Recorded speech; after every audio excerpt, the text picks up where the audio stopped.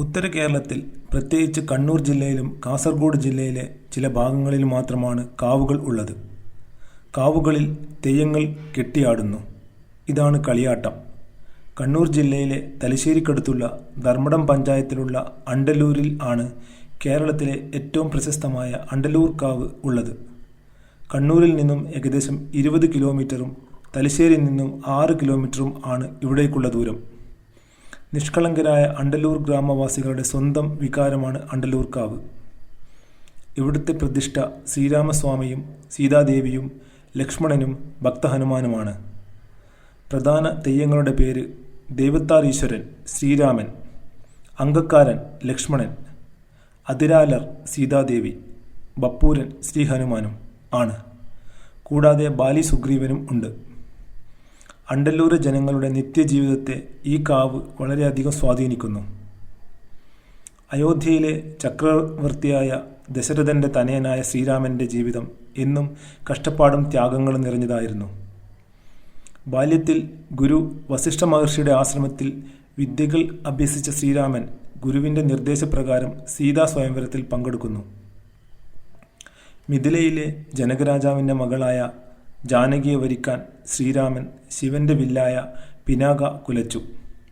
പിനാകയുടെ ഒരു കഷ്ണം തെറിച്ചു വീണ സ്ഥലം ആണ് അണ്ടല്ലൂർ. അവിടെയാണ് അണ്ടല്ലൂർ കാവ് ഉള്ളത്. ഇതാണ് ഐതിഹ്യം. സീതാ സ്വയംവരവും അതിനുശേഷം യൗവനത്തിലെ 14 വർഷം കാനനവാസവും. വനവാസത്തിനിടെ സീതയെ കട്ടുകൊണ്ടുപോയ നത്തഞ്ചരനായ രാവണനെ തേടി ശ്രീരാമൻ ലങ്കയിലേക്ക് പോയി.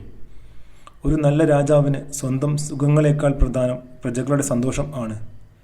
യുദ്ധം വന്നാൽ രാജ്യം മുഴുവൻ ദാരിദ്ര്യം നേരിടും എന്നറിഞ്ഞുകൊണ്ടാണ് ശ്രീരാമൻ സീതയെ തേടി ഒറ്റയ്ക്ക് ലങ്കയിലേക്ക് പോയത്. വാനരന്മാർ ശ്രീരാമന് കൂട്ടുനിന്നു. ശ്രീരാമൻ രാവണനെ വധിച്ചു. രാവണ സഹോദരൻ വിഭീഷണൻ ശ്രീരാമനോട് സ്വർണം പതിച്ച വാതിലുകൾ ഉള്ള ലങ്കയുടെ രാജാവാകാൻ ആവശ്യപ്പെട്ടു. തനിക്ക് ജന്മനാടാണ് സ്വർഗത്തേക്കാൾ പ്രിയപ്പെട്ടത് എന്ന് ശ്രീരാമൻ മറുപടി നൽകി. ലങ്കയുടെ ഭരണം വിഭീഷണനെ ഏൽപ്പിച്ചു.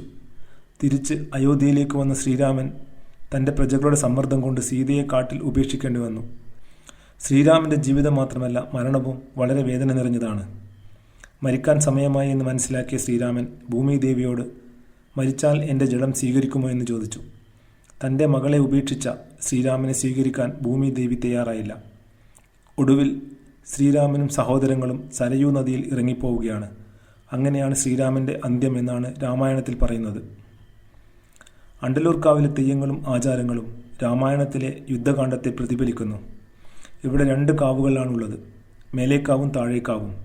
മേലേക്കാവ് അയോധ്യയാണ്, താഴേക്കാവ് രാവണന്റെ ലങ്കയും. താഴേക്കാവിലെ വനങ്ങൾ സീതയെ പാർപ്പിച്ച് വെച്ചിട്ടുള്ള അശോകവനമാണ്. ദൈവത്താർ ഈശ്വരൻ ആയ ശ്രീരാമൻ ലങ്കയിൽ പോയി രാവണനെ വധിച്ച് ഭരണം വിഭീഷണനെ ഏൽപ്പിച്ച് തിരിച്ച് അയോധ്യയിലേക്ക് വന്നത് തിന്മയ്ക്കെതിരെ നന്മ ജയിക്കുമെന്നും ജന്മനാട് ആണ് സ്വർഗത്തേക്കാൾ പ്രിയപ്പെട്ടതെന്നും എന്നും നമ്മളെ ഓർമ്മിപ്പിക്കുന്നു.